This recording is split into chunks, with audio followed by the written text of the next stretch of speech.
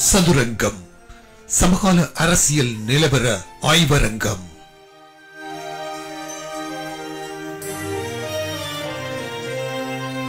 Australia சிட்னியிலிருந்து focus Tamil நேரலை மூலம் Melbourne நகரிலிருந்து அரசியல் ஆய்வாளர் ராஜ் அவர்களின் நிகழ்ச்சி தயாரிப்பில் மகேந்திரன் சத்யபாலன் தொகுத்து வழங்கும் சதுரங்கம்.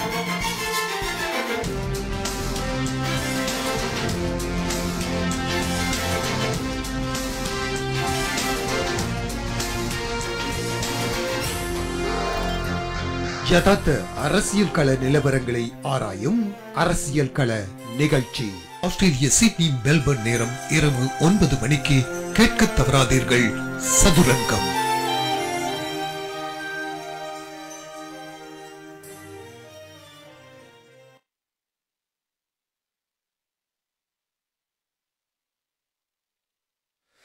வணக்கம் அன்பு தமிழ் உறவுகளை, மீண்டும் போக்கஸ் தமிழ் வானொலி ஊடாகவும் போக்கஸ் தமிழ் முகநூல் நேரலை ஊடாகவும் உங்களோடு நிகழ்ச்சியோடு இணைந்து கொள்கிறோம். இன்றைய நிகழ்ச்சியில் நேர்களும் இணைந்து கொண்டு உங்கள் பங்களிப்பை வழங்குவதற்கு போக்கஸ் தமிழ் வானொலியோடு எமது தொலைபேசி இலக்கங்களில் இணைந்து கொள்ளலாம் என்பதை அறிய தருகிறோம். நிகழ்ச்சியில் இன்று சிறப்பு விருந்தினராக நம்மோடு இலங்கை தமிழரசு கட்சியின் பதில் தலைவர் திரு CVK சிவஞானம் அவர்கள் நிகழ்ச்சியோடு கலந்து சிறப்பிக்க இருக்கிறார் என்பதை நேர்களுக்கு தெரிவித்துக் கொள்கிறோம். ஆகவே அவருடனான இந்த சந்திப்பு அரங்கம் ஒரு கனதியான மிகவும்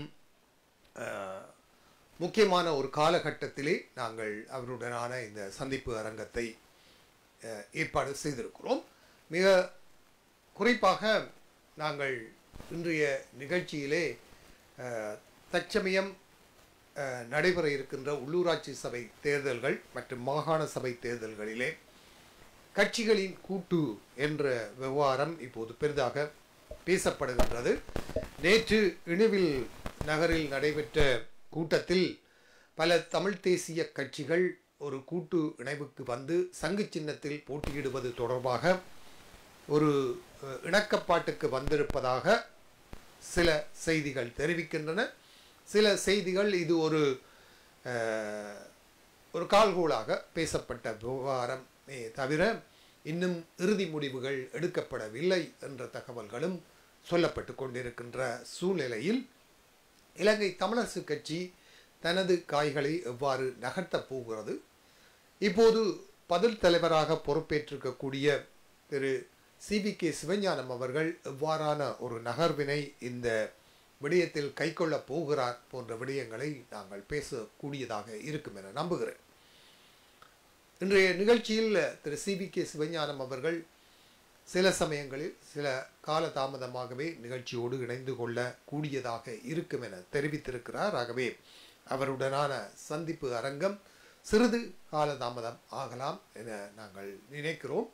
இருந்தாலும் முடிந்த வரையில் அவர் மிக விரைவாக எமது நாம் குறிப்பிட்ட நேரத்துக்கு நம்மோடு நிகழ்ச்சியோடு இணைந்து பயணிப்பதற்கு தான் தயாராக வருகிறேன் என்று தெரிவித்திருக்கிறார். ஆகவே அவருடைய வரவை நாம் எந்நேரமும் எதிர்பார்க்கலாம். அவர் நிகழ்ச்சியோடு இணைந்ததும் நாங்கள் நிகழ்ச்சிக்குள் செல்லக்கூடியதாக இருக்கும். நான் ஏற்கனவே குறிப்பிட்டது போல நிகழ்ச்சியில் நேர்கள் தாராளமாக கலந்து கொள்ளலாம். நீங்கள் எல்லோரும் நிகழ்ச்சிகளிலே கலந்து கேள்விகளை கேட்க வேண்டும் என்பதுதான் நமது விருப்பம். ஆனால் ஒரு விடயத்தை குறிப்பிட விரும்புகிறேன். நிகழ்ச்சியில் அவருடனான கலந்துரையாடல் ஆரம்பித்து ஒரு மணி நேரத்துக்கு பின்னர் நிகழ்ச்சியில் நேர்கள் உங்கள் அழைப்புகளை ஏற்படுத்துங்கள். உங்கள் கேள்விகளோடு அவருடனான கலந்துரையாடல் அதன் பின்னர் தொடரும் என்பதை நேர்களுக்கு அறிய தருகிறோம். ஆகவே நேர்கள் தயவு செய்து திரு CVK சிவஞானம் அவர்களுடனான கலந்துரையாடல் நிகழ்ச்சியில் எமது மெல்பர்ன் அரசியல் ஆய்வாளர் ராஜ் அவர்கள் பங்கு பெற்றிய பின்னர் அதன் பின்னர் 1 மணி நேரத்தின் பின்னர் நீங்கள் கேள்விக்கணைகளுடன் நிகழ்ச்சியில் இணையலாம் என்பதை நேர்களுக்கு அறிய தருகிறோம். முற்கூட்டியே அறிய தந்திருக்கிறோம். ஆகவே நிகழ்ச்சியில் முண்டி அடித்து கொண்டு நேர்கள் கேள்விகளோடு வர வேண்டாம் என்று அன்பாக கேட்டுக்கொள்கிறோம். சில முக்கியமான விடயங்களை கலந்துரையாடிய பின்னர் அவற்றிலிருந்து உங்களுக்கு கேள்வி கேட்பதற்கு இன்னும் பல வாய்ப்புகள் கிடைக்கும் என்பதால் தயவு செய்து புரிந்துணர்வோடு நேர்கள் நடந்து கொள்வீர்கள் என்று நான் நம்புகிறேன். நிகழ்ச்சியில் நம்மோடு ராஜ் அவர்கள் நிகழ்ச்சியில் இணைய முயற்சிக்கின்றார். அவருடைய இணைப்புகள் கிடைத்ததும் நாங்கள் தொடர்ச்சியாக அந்த இணைப்புகளுக்குள் செல்லலாம் என்று நம்புகிறேன். நிகழ்ச்சியில் எமது தொலைபேசி இலக்கத்தை முதலில் நேர்களோடு பகிர்ந்து கொள்கிறோம். ஃபோக்கஸ் தமிழ் நிகழ்ச்சிகளில் இணைந்து கொள்வதற்கு நீங்கள் அழைக்க வேண்டிய தொலைபேசி மொபைல் இலக்கம்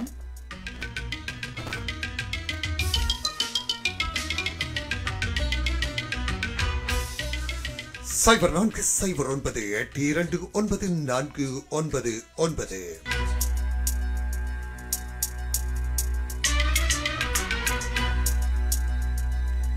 வாட்ஸ்அப் மற்றும் வைபர் மூலம் அழைக்க விரும்பின்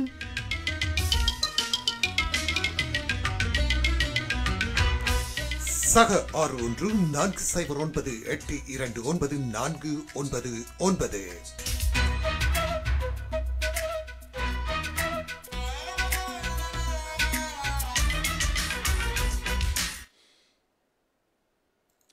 அந்த தொலைபேசி இலக்கங்கள் உங்களுக்காக இன்று நிகழ்ச்சியிலே காத்திருக்கிறது. நேர்கள் தொடர்ச்சியாக இணைந்து கொள்ளலாம். நிகழ்ச்சியில் இணைந்திருக்கக்கூடிய குமரன்ஜி அவர்கள் வணக்கம் தெரிவித்திருக்கிறீர்கள். சுதா சாந்தம் அவர்கள் வணக்கம் தெரிவித்திருக்கிறீர்கள். சரா டானி அவர்கள் நிகழ்ச்சியோடு இணைந்திருக்கிறீர்கள். பவானி ஸ்ரீஸ்கந்த ராஜ் அவர்களும் நிகழ்ச்சியோடு இணைந்திருக்கிறீர்கள். ஷாம் வரதன் நிகழ்ச்சியோடு இணைந்திருக்கிறீர்கள். பேரம்பலம் அறிவழகன் அவர்கள் நிகழ்ச்சியோடு இணைந்திருக்கிறீர்கள். உங்கள் இணைப்புகளுக்கு நன்றி. தொடர்ச்சியாக நீங்கள் இந்த பதிவை உங்கள் முகநூல் பக்கங்களினூடாகவும் பகிர்ந்து கொள்ளுமாறு அன்புடன் கேட்டுக்கொள்கிறோம். உங்கள் ஆதரவு நமக்கு தேவை. இந்த வேளையில் நம்மோடு ராஜ் அவர்கள் நிகழ்ச்சியோடு இணைகிறார். அவரை நிகழ்ச்சிக்குள் உள்வாங்கிக் கொள்ளலாம். வணக்கம் ராஜ். வணக்கம் சத்யபாலன். வணக்கம் ஃபோக்கஸ் தமிழ் நேயர்களே. ஆம், இன்றைய நிகழ்ச்சியிலே நாங்கள் தமிழரசு கட்சியின் பதில் தலைவர் திரு CVK சிவஞானம் அவர்களுடைய இணைப்புகளுக்காக காத்திருக்கிறோம். சமகால நிலவரங்கள் தொடர்பாக நாங்கள் பேசிய வண்ணம் நிகழ்ச்சிக்குள் நேர்களை அழைத்து செல்லலாம் என்று நம்புகிறேன். தொடரும் துப்பாக்கிச் சூட்டு சம்பவங்கள் என்ன செய்தியை சொல்லுகிறது என்று கேட்டால் என்ன சொல்லுங்கள்? ஆமாம், அது மிகவும் ஒரு கவலையான விடயம் அன்று அரசாங்கத்துக்கு. அதாவது அவர் எதிர்கட்சியிலே இருக்கும் போது சொன்ன அந்த செயற்பாடுகளுக்கு எதிராக இப்பொழுது விடயங்கள் நடைபெற்றுக் கொண்டிருக்கின்றன. உதாரணமாக அந்த என்கவுண்டர் முறையிலே 2 குற்றவாளிகள் அல்லது குற்றஞ்சாட்டப்பட்டவர்கள் கொல்லப்பட்டது மிகவும் ஒரு பரபரப்பாக அவர்கள் மீது சேறுபூர்வ நடவடிக்கையாக பேசப்பட்டு கொண்டிருக்கின்றது. அதே போல நீதிமன்றத்திற்கு உள்ளே அந்த விசாரணைக்குரிய அந்த இடத்திலே வைத்து குற்றவாளி அல்லது குற்றஞ்சாட்டப்பட்டவர் சுட்டுக் கொல்லப்பட்டது மிகவும் ஒரு ஆபத்தான செய்தியை தெரிவிக்கின்றது இலங்கை அரசாங்கத்துக்கு. பாதுகாப்பு நிலைமையை பொறுத்த வரைக்கும் இது இவர்களுடைய ஆட்சியை நிலைகுலை வைப்பதற்காக நடவடிக்கை எடுக்கப்படுகின்றதா அல்லது இது ஒரு ஏற்கனவே முன்னர் இருந்த ஆட்சியிலே இருந்த அந்த கொலை கலாச்சாரம் தொடர்கின்றதா என்பது நாங்கள் கொஞ்சம் விசாரணையின் பின்னர் தான் தெரிய வரும் நினைக்கின்றேன். இந்த நீதிமன்ற விவகாரம் தொடர்பாக நீங்கள் பேசிய போது நேற்று ஒரு முகநூல் பக்கத்தினூடாக ஒரு பதிவொன்றை பார்த்திருந்தேன். அதாவது கருணாவினுடைய பிரிவு நடந்த காலங்களிலே அக்கரைப்பற்று நீதிமன்றத்திலே குற்றஞ்சாட்டப்பட்ட கருணா ஒரு உறுப்பினர் ஒருவர் மீதான விசாரணை, கைது செய்யப்பட்ட ஒருவர் மீதான விசாரணை நடந்து கொண்டிருந்த போது விடுதலை புலிகள் நீதிமன்றத்துக்குள் புகுந்து சுட்டார்கள் என்ற ஒரு பதிவை முகநூல் பக்கத்தினூடாக ஒருவர் பதிந்திருந்தார். அது உண்மைத்தன்மை எனக்கு தெரியாது, நான் அதை இன்னும் தேடி பார்க்கவில்லை. யாராவது அவ்வாறான சம்பவங்கள் நடந்ததா என்பதை அந்த காலகட்டத்தில் அனுபவம் அல்லது ஞாபகங்கள் வைத்திருப்பவர்கள் அதை சொல்லலாம். அதே போல் இன்னொரு கருணா குழு உறுப்பினர் மட்டக்களப்பிலோ அல்லது கிழக்கில் இருந்த ஒரு சிறைச்சாலையிலே உள்ளுக்கு ஏற்பாடு செய்யப்பட்ட ஒரு என்ன சொல்வது, கூலிக்கு கொலை செய்பவர்களை பயன்படுத்தி விடுதலை புலிகள் துப்பாக்கியை கடத்தி அங்கு சிறைச்சாலைக்குள் வைத்து அவரை கொலை செய்தார்கள் என்ற ஒரு விவரத்தையும் அந்த பதிவிலே சொல்லப்பட்டிருந்தது. இந்த விவகாரங்கள் இப்போது மறந்து போன சம்பவங்களாக இருக்குமோ பல பேருக்கு என்று நான் யோசிக்கிறேன். இப்போது திரு CVK சிவஞானம் அவர்கள் நிகழ்ச்சியோடு இணைகிறார். அவரை இணைத்துக் கொள்ளலாம். அவருடைய இணைப்பு கிடைத்திருக்கிறது. நன்றி. ஓகே, நன்றி. வணக்கம். நாங்கள் பேசுவது தெளிவாக கேட்கிறதா ஐயா? ஆமாம், கேட்கிறது. நன்றி, நன்றி. உங்களை நாங்கள் நிகழ்ச்சிக்குள் உள்வாங்கலாம் என்று நம்புகிறோம். நீங்கள் தயாரா என்று? ஓகே ஓகே, நன்றி. நன்றி, நன்றி ஐயா. நிகழ்ச்சியோடு இணைந்து கொண்டதற்கு மிக்க நன்றி. நாங்கள் நிகழ்ச்சிக்குள் உங்களை முறையாக அழைத்துச் செல்லலாம் என்று நம்புகிறேன். உங்கள் கேமராவை நீங்கள் மற்ற பக்கமாக வைத்து பேச முடியுமா ஐயா? ஆம், இப்போது சிறப்பாக இருக்கிறது. நன்றி, நன்றி, நல்லது.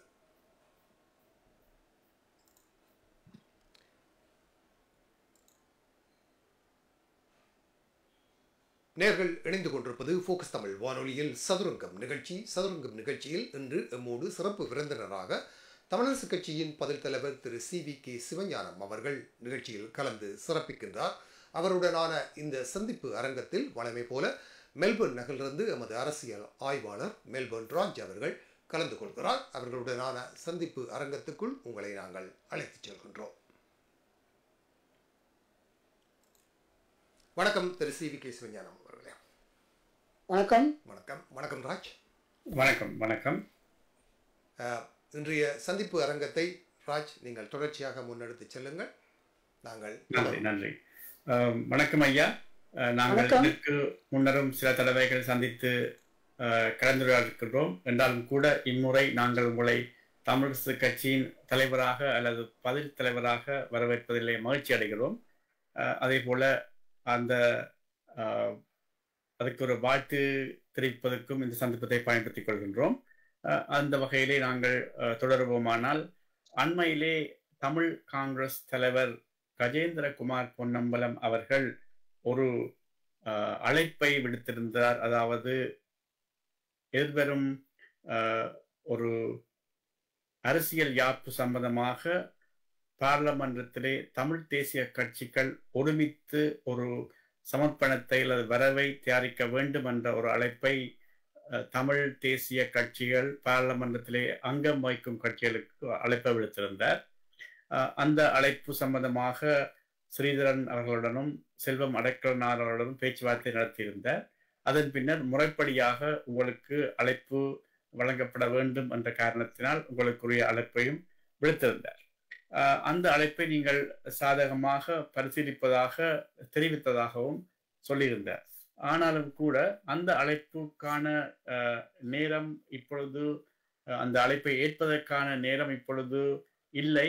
நேரம் வரும்பொழுது நாங்கள் உரிய நேரத்திலே அந்த அழைப்பை விடுப்போம் என்ற வகையிலான ஒரு பதிலை நீங்கள் அண்மையிலே தெரிவித்திருந்தீர்கள். இதற்கான காரணம் என்னென்று அறியலாம்?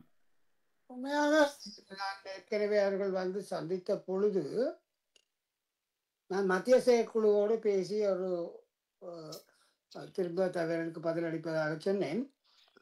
பின்னாலே அது 8ஆம் தேதி நாங்கள் அந்த கூட்டத்தை தீர்மானித்திருந்தாலும் தவிர்க்க முடியாத ஒரு காரணத்தாலே அது 16ஆம் தேதிக்கு தள்ளி போடப்பட்டது. 16ஆம் தேதியிலே அவர்கள் கடிதத்தை நான் சமர்ப்பித்து, ஏற்கனவே அவருடைய கடிதத்தின் அடிப்படையில் என்னை கட்சியோடு பேசுவதற்காக நாங்கள் 7 பேர் கொண்ட ஒரு குழுவையும் நாங்கள் நியமிச்சிருந்தோம். அந்த குழுவும் 16ஆம் தேதி அதில் 2 பேர் ஸ்ரீதரனும் துராசிங்கம் ஏற்கனவே போயிட்டார்கள். 5 பேர் சந்தித்து நாங்கள் இன்றைய சூழலில் இன்னும் அரசாங்கம் தன்னுடைய நிலைப்பாட்டை சொல்லவில்லை. அவர்கள் அரசமைப்பு உருவாக்கம் போகிறோம் என்று சொல்கிறார்கள். சில பேர் 3 வருஷம் பண்ணுறார்கள். தெளிவான நிலைப்பாடு இல்லை. ஆனால் நாங்கள் அப்போ யோசிச்சோம், அரசாங்கத்தை முதலாவது நீங்கள் ஒரு வரவை முன்வைக்க வேண்டும் என்று கூறுவதுண்டும், அந்த வரவின் அடிப்படையில் அந்த வரவு என்னென்ன பிழை சரி அதைத்தான் விமர்சித்து எங்களுடைய கருத்தை சொல்ல வேணும். அதோட விமர்சித்தோடு எங்களுடைய கருத்தை சொல்லக்கூடியதாக இருக்க வேணும். ஆகவே இப்பொழுது இது ஒன்றும் இல்லாத ஒரு அளவுக்கு தெளிவற்ற நிலையில் நாங்களாக ஒரு ஜாப்பு தயாரிப்பது என்று இலங்கை அரசாங்கத்துக்கு நாங்கள் தயாரிப்பதுன்றது இப்போ இல்லை. அதே அதை மறுதளிக்கையில் இதை தெளிவாக சொல்ல வேணும். அந்த ஒற்றுமையாக நாங்கள் செயல்படுவதோ அல்லது அந்த கூட்டாக அவர்கள் சொன்ன பேரவை இந்த இதில் எங்களுக்கு உடன்பாடு இல்லை என்றாலும் நாங்கள் அவர்கள் இன்னும் ஒன்று தெளிவாக சொன்னார்கள். எனக்கு அது எங்களுக்கு அதில் உடன்பாடு இல்லை. அதாவது 2015 19 வரையில் இருந்த வரைவு அரசாங்கம் இந்த ரணில் மைத்ரிபால சிறிசேனா ஆட்சியில் தயாரிக்கப்பட்ட அதெல்லாம் அதன் அடிப்படையில் பேசுவோம். அது அவைந்த மேனிஃபெஸ்டோவில் கிடையாது. அதனால் எங்கேயோ ஒரு இடத்துல இவர் யாரு அனுகுமார் திசாநாயக்கா அதன் அடிப்படையில் பேசலாம்ன்றது தான். இப்போ இவங்க வந்து ஏக்கிய ராஜ்யம் அந்த அதுக்குள்ளே அது ஏக்கிய ராஜ்யம் நான் ஏற்கனவே சொல்லிட்டேன், தட்ஸ் அபெண்டன்ட். அதுக்கு பிறகு நாங்கள் கூட்டமைப்பாக ஒரு ப்ரப்போசலை 2021 வச்சிருக்கிறோம். அதன் அடிப்படையிலையும் பேசலாம், நீங்களோட அடிப்படையிலையும் பேசலாம். ஆக நாங்கள் சொன்னது உரிய நேரத்தில், அது நாளைக்கும் இருக்கலாம், நாளைக்கு இருக்கலாம், உரிய நேரத்தில் நாங்கள் கூடி பேசலாம் என்று சொன்னதை தவிர அதை முறிச்சு கொள்றதோ அல்லது நிராகரிக்கிற ஒரு எண்ணப்பாடு இந்த கடிதத்தில் இல்லை. அதான் இன்றைக்கு நிலைப்பாடு. நாங்கள் பேச தயார், அவர்கள் உடன்பட்டு போக தயார். ஆனால் உடனே போகன்றது அவைன்ற நிகழ்ச்சி, அது சொல்றதுல அவைக்கு உரிமை இருக்கு. ஆனால் நாங்கள் எங்களுடைய காலத்தை எடுக்க வேண்டிய தேவை எங்களுக்கு இருக்கு. ஆகவே அங்கே தான் முரண்படுதல் நினைக்கிறேன் நான். அவை இப்போ உடனே செய்யணும்னு சொல்லி நாங்கள் கொஞ்சம் வாரத்தில் உரிய நேரத்தில் செய்யலாம். அது உரிய நேரம் எப்பவும் வரலாம். அதை இதுதான் காலவரை நாங்கள் சொல்ல இல்லை. ஆகவே அதாவது அந்த எண்ணப்பாடு அந்த எண்ணக்கரு நிராகரிக்கப்படையில்லை. உங்களுடைய கேமராவை கொஞ்சம் இடது பக்கமாக இன்னும் கொஞ்சம் சரி, இப்போது சரியாருங்கிறது நன்றி. ஆனால் அண்மையிலே அதற்கு பின்னர் உங்களுடைய முடிவுக்கு பின்னர் கஜேந்திரகுமார் அவர்கள் 2 செவ்வி வழங்கியிருந்தார். ஒரு செவ்வியும் ஒரு பத்திரிகையாளர் மாநாடும். அந்த 2 நிகழ்வுகளிலேயும் அவர் உங்கள் மீது குற்றஞ்சாட்டும், உங்கள் கட்சியின் மீது குற்றஞ்சாட்டும் பொழுது இந்த மாற்றத்துக்கான காரணம் புதிதாக தெரிவு செய்யப்பட்ட பதில் செயலாளர் சுமந்திரனாகத்தான் இருக்க வேண்டும் என்று அவர் மீது ஒரு குற்றச்சாட்டை சுமத்தியிருக்கின்றார். அப்படி ஏதாவது சுமந்திரன் அவரால் உங்களுக்கு ஏதாவது அழுத்தம் கொடுக்கப்பட்டதா இந்த முயற்சிக்கு முட்டுக்கட்டை போடுமாறோ அல்லது தாமதப்படுத்துமாறோ? இல்லை உண்மையாக இது எனக்கு புரிந்து கொள்ள முடியாத விஷயம். அந்த 5 பேர்ல அதில் ஸ்ரீநேசனும் இருந்த முடிவெடுத்து அப்படியான அந்த கருத்தை நானும் பார்த்தினான். ஒரு தனி மனிதன், அதே எங்களை போல சீனியர்ஸுக்கு அவர் சொல்கிற எல்லாத்தையும் நாங்கள் கேட்குறோம் என்று சொல்கிறது அது நியாயமற்றது. அப்படியான எந்த விதமான அழுத்தமோ முயற்சியோ சுதந்திரனால மேற்கொள்ளப்படவில்லை. அது அப்படி சொல்லிக்க ஒரு தனிமனை சொல்லிக்க மற்ற இருக்கிற எல்லாரும் வரும் மடையாத மாதிரி இருக்கு. அப்படி இல்லை, நாங்கள் அனுபவசாலிகள். என்னை பொறுத்தவரை இன்னும் பண்ணி பார்த்தா இவையில கூடுதல் கால அரசியலுக்கு இருக்கிறேன். நான் எல்லாருமே 2010 பிறகு வந்தவைதான். நான் அப்படி இல்லை. நான் 14 வயது 12 வயதுல எல்லா அரசியல்களை இருக்கிறேன். அப்ப அதை ஒரு ஆள் தனியாக அவர் சொன்ன போல நாங்கள் கேட்டு செய்வோம்னு சொல்றது அவர் சொல்லே இல்லை, அது வேற. ஆனால் அப்படி சொல்றது அபத்தமானது. அப்படி இல்லை. அவர் கருத்து சொல்லியிருக்கலாம்.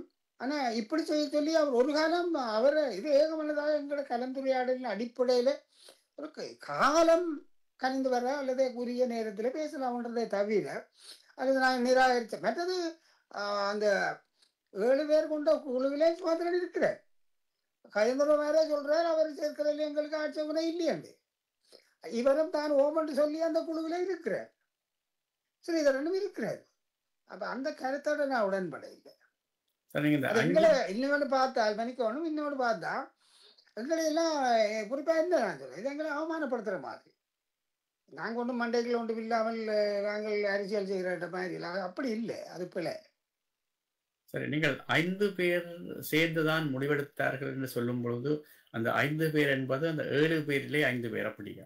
7 பேர்ல 5 பேர். ஆனா அதுக்கு முதலே மத்திய செயற்குழுவிலே இது பேசப்பட்டது. அந்த முடிவைத்தான் நாங்கள் 7 பேரும் சேர்ந்த கடைசி 7 பேர்ல அவர் 2 பேர் கொஞ்சம் முன்னுக்கு போயிட்டு நம் ஸ்ரீதரனும் துர்ராசிங்கம் மற்ற 5 பேரும் சேர்ந்து அந்த முடிவெடுத்த நாங்கள் 5 பேரும் ஏகமனதாகத்தான் இந்த முடிவு. சரி, மேற்கொண்டு அவர் அந்த உரையாற்றும் பொழுது அல்லது பத்திரிகையாளர் மாநாட்டிலே சொல்லும் பொழுது உங்கள் கட்சியினுடைய பாராளுமன்ற உறுப்பினர்கள் தனியாக கூட இந்த முயற்சியிலே பங்கு பெற்றலாம் என்று அழைப்பு விடுத்திருக்கின்றார். இது சம்பந்தமாக உங்களுடைய பாராளுமன்ற உறுப்பினர்கள் தனியாக சென்று இந்த முயற்சிக்கு ஒத்துழைப்பு வழங்குவதற்கான சாத்தியக்கூறுகள் இருக்கின்றது. இல்ல, எனக்கு கண்டால் அப்படி செய்ய எங்களோட கட்சியில உறுப்பினர்கள் அப்படி செய்ய முடியாது. அப்படி நாங்கள் ஒரு கட்சியில் ஒரு முடிவெடுக்க நெடுகவே கட்சி உறுப்பினர்கள் மோறி போய் செயல்பட முடியாது. பாராளுமன்ற உறுப்பினர்கள் தான் இதுல இந்த கடைசியாக அவர்கள் தானே அதாவது அரசியலமைப்பு சம்பந்தமாக பேச வேண்டியவர்கள் அவர்கள் தானே, அதை நான் ஒத்துக்கொள்றேன். ஆனால் அப்படி அவர் ஏன் அதை சொல்றாருன்றது எனக்கு தெரியும். நான் அதை இப்போ பயிர விரும்பல. அப்படி என்று சொல்லி எங்களோட கட்சியை பிளவுபடுத்துகிற ஒரு கருத்தாக அது இருக்குது. அது அப்படி இயலாது. அது எனக்கு தெரியும் அவர் ஏன் சொல்றாருன்றது எனக்கு விளங்கும். அதை நான் பகிரங்கமாக பகிர்ந்து கொள்ள விரும்ப இல்லை. ஆனால் சாத்தியம் இல்லை. அப்படி சாத்தியமாக 2 பேர் போனால் நெடுகவே போயிடாது தானே, அது பிறகு பார்க்கலாம். ஆனால் போக மாட்டார்கள் என்று தான் நான் நினைக்கிறேன். நாங்கள் மறுதளிக்க இல்லை தானே, அதாவது உண்மைத்தருவை நாங்கள் நிராகரிக்கவில்லை. அப்படியே அவசரப்படுறதுக்கு காரணம் எனக்கு தெரியல. இதுல முன்னெடுக்கிறதுக்கு எங்களுக்கு உரிமை இருக்கு தானே. நிச்சயமாக பெரிய கட்சி என்ற முறையிலே உங்களுக்கு உரிமை இருக்கின்றது. ஏற்றுக்கொள்ள இல்லை, அவர் ஏற்றுக்கொண்டவர், அதை நாம் சொல்ல முடியாது. ஏன் இப்படி அவர்கள் என்ன சொல்லுறா, ஒற்றுமைக்காக போற நாங்கள் ஒருவரை குற்றம் சாட்டி கொண்டு இருக்க கூடாது. அதை தவிர்க்கிறதான் உண்மையான ஒற்றுமைக்கான பாதை. நிச்சயமாக நீங்கள் இப்பொழுது அப்படியாக கட்சி முடிவை மீறி செல்ல முடியாது என்ற விதமான கருத்தை சொல்லியிருந்தீர்கள். ஆனால் இதற்கு முன்னரும் கட்சி எடுத்த, அதாவது மத்திய குழு எடுத்த தீர்மானங்களை மீறி சில உறுப்பினர்கள் செய்யப்பட்டிருக்கிறார்கள். அவர்கள் மீது ஒரு நடவடிக்கை முழுமையாக எடுக்கப்பட்டதாக தெரியவில்லை. பகுதியளவிலே சிலர் மீது எடுக்கப்பட்டிருக்கின்றது, சிலர் மீது அதற்கு விதிவிலக்கும் கொடுக்கப்பட்டிருக்கின்றது. அப்படி ஒரு கடுமையான நடவடிக்கை எடுக்க தயங்குவது எதிர்வரும் காலத்திலே உங்களுடைய கட்சி உறுப்பினர்கள் இப்படியான கட்சி முடிவுக்கு மாறாக அல்லது மீறி செயற்படுவதற்காக ஒரு ஒரு உந்து சக்தியாக அமைந்துவிடும் என்ற ஆபத்து இருக்கின்றது. நீங்கள் சொல்ற கருத்தோட எனக்கு உடன்பாடு இருக்கு. நீங்கள் சொல்ற விடயமும் எனக்கு விளங்குது. அது ஒற்றை ஒரு ஆளோட அது அந்த பொது வேட்பாளர் விடயத்தில் அவர் தெளிவாகவே மற்ற அவரை விருது அந்த தீர்மானம் அவருடைய அதாவது தான் ஏற்றுக்கொள்ளவில்லை என்றதும் தான் பகிரங்கமாக இதற்கு ஆதரவு தெரிவிப்பேன் என்றதையும் சொன்னதால அதுக்கு ஒரு விதிவிலக்கு வழங்கப்பட்டது. விதிவிலக்கை நான் தான் முன்னெடுத்தேன். மற்ற சில பேருக்கு அது உடன்பாடு இல்லை, நான் ஒத்துக்கொள்றேன். ஆனால் ஒற்றுமை கருதி இப்ப உதாரணத்துக்கு அரியந்திரன் அவருக்கு எங்கள்ட தீர்மானத்துக்கு எடுக்க பேசி போட்டு ஓடி போய் வேட்பாளராக இருந்தவர். அவரோட அவரை அதை ஏற்றுக்கொள்ளல. ஆனால் மற்றவர்கள் ஆதரித்தவர்கள் அவரோட விளக்கம் கோரப்பட்டிருக்கு. அவரை விளக்கம் கோரி விளக்கத்தில் எங்களுடைய ஒழுக்காற்று குழு ஒரு முடிவுக்கு வரும். எல்லாரையும் அது விளக்கம் கோரப்பட்டிருக்கு. ஆனால் நீங்கள் சொல்ற சரி சிறிதளவு தான் நீங்கள் கேட்குறீங்க. நான் நானே தான் அதை சொன்னேன். காரணம் அவர் அந்த சிறிதளவு மாத்திரம்தான் தெளிவாக அந்த நிலையை சொன்னவர் அந்த மத்திய செயல்கள் கூட்டத்தில். அதை நான் ஏற்றுக்கொள்றேன். அது அதையிலே நெறிமுறை அது அறம் சார்ந்து என்று பார்த்தால் அது சரியா புலியாண்டு தீர்மானிக்க வேண்டியது ஸ்ரீதரன் தான். அப்படியே அவர் செய்திருக்கிறார். அதை நாங்கள் கட்சி ரீதியாக பெரிய அளவில் பாரியமாக நான் எடுக்க விரும்பவில்லை. மற்றபடி மற்றவர்களையும் ஸ்ரீதரன் ஏன் ஸ்ரீதரன் மத்திய குழுவிலே பேசுகிறவர், மற்றவர்கள் பேச இல்லை. மற்றவர்களுக்கு கட்சி தீர்மானம் வலுவானதாக கட்டுப்பாடு உள்ளதாக இருக்கும். ஸ்ரீதரன் நேரடியாக பேசப்பட்டபடியால் அதில் ஒரு விதிவிலக்கு இருந்தார். சத்யபாலன். நன்றி ராஜ். நீங்கள் குறிப்பிட்டீர்கள் அவர்களுக்கு ஒரு விதிவிலக்கு அளித்திருப்பதாகவும் அவர் மத்திய குழுவிலே நேரடியாக அதை தெரிவித்ததால் என்று. அப்படியானால் எதிர்காலத்திலும் ஏனைய உறுப்பினர்களும் மத்திய குழுவிலே வந்து நேரடியாக தெரிவித்துவிட்டு கட்சி கட்டுப்பாடுகளை மீறி நடக்கலாம் என்ற ஒரு நிலைமைக்கு உங்களுடைய முடிவு இட்டு செல்லாது? இல்லை, இப்பொழுது நாங்கள் ஒரு பாடம் படிச்சிருக்கிறோம், இதிலே ஒரு பாடம் படிச்சிருக்கிறோம். அப்படி இனிமேல் யாராவது சொன்னால் சொல்லுவோம், இல்லை நீங்கள் யாருமே கட்டுப்பட்டு தான் ஆக வேணுமன்றதை இனி தெளிவாக சொல்லுவோம். இது ஒரு பாடமாக நான் எடுத்துக்கொள்கிறேன். என்ன பொறுத்தவரையில் இது ஒரு பாடம். சரி, அதை விட்டுதான் பேசுனது. இனிமேல் யார் சொன்னால் நீங்கள் கருத்து சொல்லலாம், கருத்துக்கு பிறகு எடுக்கப்பட்ட தீர்மானத்துக்கு நீங்கள் கட்டுப்பட்டவர்கள் அவர்களுக்கு சொல்லுவோம், அதை மீறினால் அவர்களுக்கு நடவடிக்கையும் எடுப்போம். அதாவது திரு ஸ்ரீதரன் அவர்கள் தமிழரசு கட்சியின் ஒரு முக்கியமான பிரமுகர். அவருக்கென்று ஒரு தனியான ஒரு வாக்கு வங்கி இருக்கிறது. அந்த வாக்கு வங்கி தான் அவருடைய பலமாக தமிழரசு கட்சி அவர் எடுக்கும் தீர்மானங்களுக்கு எதிராக அல்லது அவருடைய நடவடிக்கைகளுக்கு எதிராக உங்களால் மேவி செல்ல முடியாத நிலைமை காணப்படுகிறது என்பதை நீங்கள் ஏற்றுக்கொள்கிறீர்கள்? ஆமாம், ஒரு வகையிலே அது சரிதான். நான் அதை மறுதளிக்க விரும்பவில்லை. ஒரு வாக்கு வங்கி உள்ளவர், மக்கள் ஆதரவு உள்ளவர், சில நேரம் கட்சியோட முரண்படுறது இயல்பானது தான், ஆகவே அப்படியான ஒரு கருத்து இருக்கத்தான் செய்கிறது. ஆனால் ஒவ்வொரு எல்லாத்துக்கும் ஒவ்வொரு எல்லைகள் உண்டு. ஒருவருடைய அவரவருக்குள்ள ஆத்மார்த்த பொறுப்புகளும் உணர்வுகளும் கூட உண்டு. ஆகவே அப்படியான ஒரு விடயங்கள் வருகும் பொழுது ஒருவரை சுய ஆய்வு செய்வார்கள். நான் செய்தது சரியா பிள்ளையாண்டு பார்க்க வேணும், பார்ப்பார்கள் என்று நான் எதிர்பார்க்கின்றேன். நல்லது. சரி, அடுத்ததாக நீங்கள் பேசும்பொழுது சொல்லியிருந்தீர்கள் அந்த கஜேந்திரகுமார் கூறிய அந்த முன்மொழிவை நீங்கள் ஏற்றுக்கொள்ளவில்லை என்றும், நீங்கள் 2021ஆம் ஆண்டு கோத்தபாய ராஜபக்சக்கு முன்வைத்த அந்த முன்மொழியின் அடிப்படையிலே நாங்கள் பேச்சுவார்த்தை செய்வதற்கு, அதை நாங்கள் பரிசீலிப்பதற்கு தயாராக இருக்கலாம் என்ற வகையிலே கருத்து தெரிவித்தீர்கள். அந்த 2021ஆம் ஆண்டு முன்வைக்கப்பட்ட அந்த முன்மொழிவிலே காணப்பட்ட முக்கிய விடயங்கள் உங்களுக்கு சொல்லக்கூடியதா இருக்கும்? முக்கிய விடயங்கள் குறிப்பாக இந்த சென்ட்ரல் பெரிஃபரி, அதாவது அதிகார பகிர்வுகள் தொடர்பாக ஓரளவுக்கு சில முன்னேற்றகரமான இதை நாங்கள் சிபாரிசு செய்தோம். அது தனிய தமிழரசு கட்சி அல்ல. அந்த முன்மொழிவு டிஎன்ஏ என்ற வகையில் அதில் சம்பந்தரையா, சித்தார்த்தன், அடைக்கலநாதன் போன்றவர்களை கையொப்பு விட்டு அனுப்பி, அதுதான் நான் சொல்றேன். அதை மட்டும்தான் பரிசீலிக்க வேண்டும் நான் சொல்லல.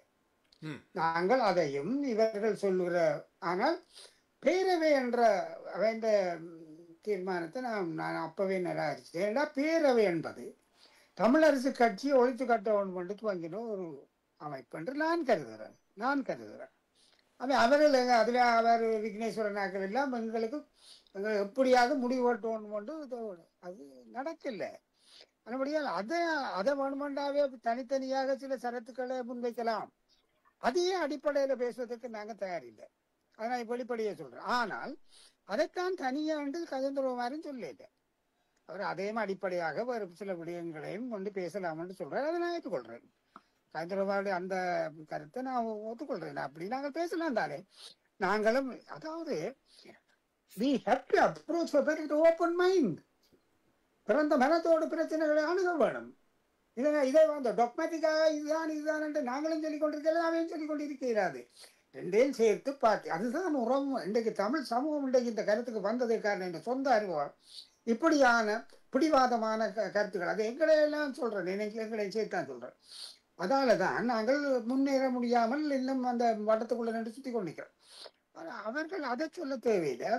அதில் நான் தெளிவாக சொல்றேன். நான் பேரவை இந்த இதுல வந்து அது எங்களுக்கு எதிராகவே தயாரிக்கப்பட்டது. முன்வைக்கலாம், நான் மறக்கல.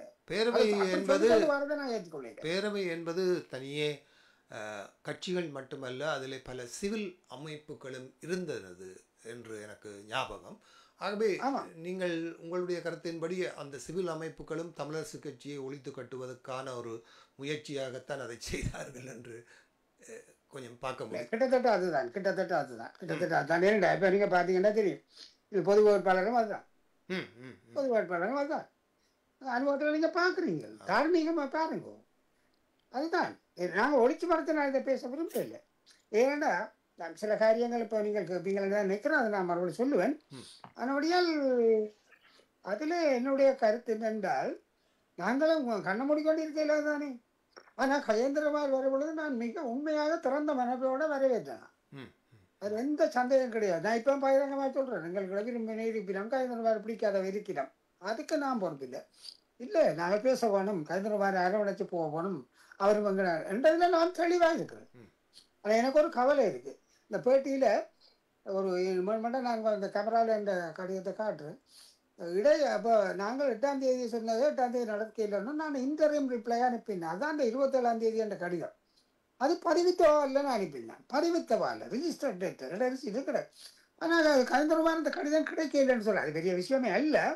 ஆனால் வெளியில் பார்க்க நாங்கள் நான் இது போய் சொன்ன மாதிரி இருக்கு. ஆனால் உண்மை அப்படி இல்லை. நான் அந்த கடிதம் ரிஜிஸ்டர்ட் போஸ்டில் பதிவித்தவா இல்லையா அனுப்பினேன். அதை அவர் தவறாக சொல்லியிருக்கலாம், அது நான் பெரிய பிள்ளைன்னு நான் சொல்லல. ஆனால் நான் என்ன சொல்கிறேன் என்றால், பிள்ளை சொல்ல போனோம் என்றால் எல்லாமே குற்றம் தான், குற்றம் பாக்கி சுத்தம் இல்லை. அப்போ சில இப்போ எனக்கு அது இது அது அந்த இடத்துல சுதந்திரனை சொல்லி சுதந்திரோட தனி மனிதன், சுதந்திரோட தனி மனிதன் அவரை வச்சுக்கொண்டு தான் எங்களை அரசியல் செய்யணும் கொண்டு எங்களுக்கும் இல்லை மற்றவைக்கும் இல்லை. அவையில் எல்லாம் சுதந்திரம் நிறைய போட்டால் சுதந்திரம் கட்டி தூக்கி கொண்டு போகிற மாதிரி அப்படி இல்லை, அப்படி இல்லை. நாங்கள் இருக்கிறோம் தானே. அதுபடியால் அந்த அதை நான் சும்மா உதாரணம் சொன்னால் அந்த கடிதம் நான் பதிவித்தவள் அனுப்பினேன். சரி, நீங்கள் கஜேந்திரகுமார் உங்களிடம் வந்து அந்த பேச்சுவார்த்தைக்கு வரும் பொழுது நீங்கள் ஒரு முன்னைய காங்கிரஸ்காரராக அவருடன் பேச்சுவார்த்தை நடத்த போனீர்களா, அல்லது பின்னர் தமிழிசை கட்சியினுடைய ஒரு பிரமுகராக முடிய மாற்றிக்கொண்டீர்களா? அப்படி எடுத்துக் கொள்ளலாம். இல்லை, உங்களுக்கு ஒரு விஷயம் தெளிவாக சொல்லியிருக்கேன், ஏற்கனவே சொல்லியிருக்கேன். நான் ஒரு காங்கிரஸ்காரனே அல்ல.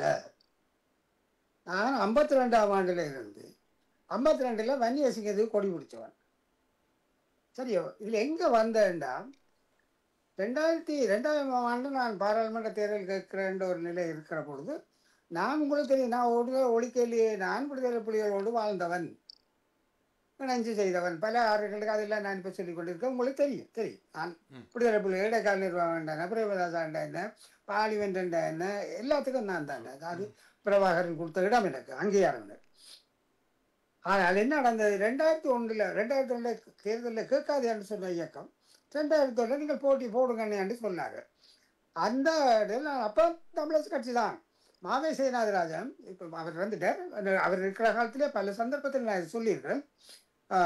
குலநாயகம் போய் ஆனந்த் சங்கரிகிட்ட எந்த பேரை கொடுத்தாரு தமிழரசு கட்சி. ஆனந்த் சங்கரிக்கு முடியாதுன்னு சொல்லி அவரே டிக்கெட் கொடுக்கல. ஏன் சொல்லல, ஒரு பிரச்சனை இருந்தது. நான் அமிர்தலிங்கத்துக்கு எதிரான இருந்த ஒருவருக்கு நீங்கள் என்னென்று டிக்கெட் கொடுப்பியல் போட ஒரு கடிதம், 1.5 பக்க கடிதம் எழுதினான் தான். எனக்கு அந்த உரிமை இருந்தது. அவர் இவனார் எனக்கு சொல்ல, அதெல்லாம் அந்த எலிட் ஆக்கள் தானே, நானும் எலிட் தான். ஆனால் கொஞ்சம் நொந்து போய் நிமிந்து நிற்கிறாள் குடும்ப ரீதியில். அவனுக்கு கூட தாங்கள் எல்லாமே சாதி மதங்கள் பெரிய அதுலேயும் நானும் அப்படித்தான். ஆனால் அது முடியாண்டார். அப்போ என்ன கேட்க சொன்ன இயக்கம் கேட்டு என்னென்ன பிரச்சனை, நாங்கள் என்ன டிக்கெட் தராரு இல்லைன்னு. அப்போ என்ன நடக்க, நீங்கள் தமிழகத்தில் கேட்டுனாலும் இல்லை மற்ற யாருக்கு உங்களுக்கு என்ன டிக்கெட் ரைட் கொஞ்சம் பொறுங்க உண்டு. இப்போ நீங்கள் கேட்டு புரிந்து கொண்டு சொன்னால் எனக்கு விருப்பமாக சந்தோஷமாக இருக்கும். அப்போ கடைசியாக சொன்னார்கள் வித்யாதரன், இப்போ இருக்கிற வித்யாதரங்க டெலிஃபோன் பண்ணி இயக்கம் காங்கிரஸ் வீரோட கயந்திரபாரர் அவருடைய தாயாருடைய பேசி எனக்கு அந்த டிக்கெட்டை கொடுக்க சொல்லி அவர்கள் சொல்லி வித்யாதரன் ஊடாக, அப்போ தொலைபேசி வசதிகள் குறைவு, வித்யாதரனை போய் வித்யாதரனுக்கு சொன்னார்கள் ஸ்ரீகண்ணையை போய் கையெழுத்து வைக்கட்டாங்கன்னு சொல்லி இயக்கம் சொல்லி வித்யாதரன் தான் எனக்கு சொன்ன போய் கையெழுத்து வைக்கட்டாங்க. அப்போ இதை யார் மாற்றினது என்ன, அந்த ஸ்லோட்டில் காங்கிரசினுடைய அந்த ஒதுக்கீட்டில் 3ல் 1 என்ன கொண்டு பொருத்தினது இயக்கம். நான் காங்கிரஸ்காரனே அல்ல. அதாலே அந்த பொருத்தல்ல கேட்டுதான் நான் தோத்தினான். காரணம் என்னென்னா, காங்கிரஸ்காரர் என்ன யாருங்க மறைமுகமாக இவன் தமிழரசுக்காரன் இவனை போடாது என்று சொன்னார்கள் எல்லாரும் தான். அது அப்படி இருக்க தமிழரசுக்காரரும் இவன் காங்கிரஸ்குள்ள வந்தவன் இவனுக்கே போடுவார் என்று அவங்களும் போட விட்டாங்க. நான் தோத்தேன். இதான் உண்மை. நான் ஒரு காலமும் காங்கிரஸ்காரனா இருக்கல. ஆனால் அந்த டிக்கெட்டில் கேட்டதுக்காக நான் சில விஷயங்களை முரண்படுறேன். ஒரு காரணம் ஒன்று இருக்கு, அது பொதுவானது இல்லைன்னா ஒரு அளவுக்கு வரட்டுத்தனமாக நின்றாலும் ஒரு கோட்பாடுல அவர்கள் நிற்கிறார்கள் என்ற ஒரு மதிப்பெண் உள்ளத்துல இருக்கு. அதனால் இல்லைன்னு சொல்ல முடியாது. ஆனால் அதுக்காக நான் காங்கிரஸ்காரனே அல்ல. காங்கிரஸோடு நான் ஆரம்ப காலத்திலிருந்து முரண்பட்டவன்.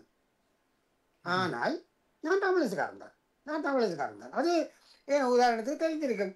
ஏகே ராஜேன நான் தனி சபண்டன் அதை பற்றி கைக்க தேவையில்லையான்னு தெளிவாக சொன்னேன். அதோடைய தான் சாப்டர் முடிச்சேன். நான் க்ளோஸ் த சாப்டர். நான் காங்கிரஸ்காரன் இல்லை, நான் தமிழசுக்காரனாக தான் பேசினேன். சரி, இப்பொழுது 1.5 பக்க கடிதம் என்று சொல்லியிருந்தீர்கள், அதை பற்றி சிறு விளக்கம் சொல்ல முடியும்? என்னென்னால் அது நான் தமிழரசு கட்சியாக இருந்த மாட்டேன். உங்களுக்கு தெரியும் நான் தமிழரசு கட்சியாக இன்றைக்கு தந்த செல்வான தூக்கு நிற்கிறேன்டா இந்த பையனை தாரே நான் தாடம் கொடுத்துறேன், நான் தாயில கடிச்சிடறேன். அமுதலிங்கத்தில் 84 நூலாக அமுதலிங்கா பள்ளியிருந்த பொசிஷன் இல்லை. அவரை கொண்டு சொல்றதால இன்ட்ரடியூஸ் பண்ணப்பட்டேன் நான். அவர் எந்த கட்சி? அவர் தமிழரசு கட்சி. அப்படி ஆனால் நான் அமுதலிங்கத்தில் ஒரு மிகப்பெரிய மதிப்பு வச்சிருந்தேன். அவருக்கு டிக்கெட் கொடுக்காமல், அந்த குறிப்பாக ஒரு ஆளுடைய பேரை நான் சொல்ல விரும்பல, அவருக்கு என்ன டிக்கெட் கொடுத்தீன்னு கேட்டது. அவருக்கு மாறாக இருந்த ஒரு ஆளுக்கு நீ ஏன் டிக்கெட் கொடுத்தீங்க இந்த வரலாறு சொல்லி அவருக்கு அவர் சங்கரியாவுக்கு ஏதோ தெரிய அவர் தலைவர் தானே, நான் சின்னவன் தானே. பட் அவருக்கு தெரிய நான் இந்த 20வது வயதில் qualified as an international accountant, associate of international accountant and finalist member, நம்ம சார்ட்டர் செக்ரட்டரி. உத்தியோகத்திலேயும் கமிஷனராக இருந்தேன், ஸ்பெல் கமிஷனராக இருந்தேன், 50 வாழ்க்கையில் இருந்தேன். ஏதோ ஒரு காரணத்துக்காக அவர் என்ன சின்னவனு நினைச்சிருக்காரு போலே எனக்கு தெரிஞ்சுது. அதை எடுக்க அப்போ நான் நீ ஏன் கொடுத்த நீ டிக்கெட் அவனுக்கு? நீ அப்போ அமுதலிங்கத்தை இன்சல்ட் பண்ற 2 பேரும் கேட்டு நான் தான். நான் அந்த பேரை சொல்றது சரியில்லைன்னு அவர் இப்போ உயிரோட இல்லை, சம்பந்தப்பட்ட உயிரோட இல்லை. அப்போ நான் சொல்றது நாகரிகம் இல்லை, இதான் உண்மையாக நடந்து. அதுக்கு சாட்சி இருக்கிறோம், உயிரோட இருக்கிறோம். அது முடிஞ்ச காரியம்தான். சரி, இதிலே நீங்கள் 2021ஆம் ஆண்டு கோத்தபாய ராஜபக்சவுக்கு சமர்ப்பித்த அந்த முன்மொழிவு நல்லாட்சி காலத்திலே கொடுக்கப்பட்ட அந்த அரசியல் வரவிற்கு மேலதிகமாக, அதாவது அதை விட முன்னேற்றகரமானதாக இருந்ததாக சொல்லலாம். கொஞ்சம் மேம்படுத்தப்பட்டது, இப்ப நான் டீட்டெயிலாக சொல்ல உடனே முடியல. ஆனால் என்னுடைய அறிவுப்படி நான் பார்த்ததன்படி சில விடயங்கள் மேம்படுத்தப்பட்டது. எல்லாமே நாங்கள் அந்த அதாவது பவர்ஷேரிங்தான் நாங்கள் கூடுதலாக அதில் கவனம் செலுத்தினது. மற்றதுகள் இலங்கை அரசாங்கத்தில் ஜாப்பை நாங்கள் உருவாக்கல தானே, சிங்களவன் தானே உருவாக்குவான், இது தெரியத்தானே வேணும். நாங்கள் எல்லாரும் சேர்த்து இலங்கை அரசாங்கத்துக்கு ஜாப் உருவாக்கி கொண்டிருக்கல தானே, அது சிங்களவன் தானே செய்வான். சிங்களவன் நாங்கள் சொன்னாலும் சிங்களவன் தானே செய்ய போறான். அதுல கொஞ்சம் மேம்படுத்தப்பட்டது. சரி,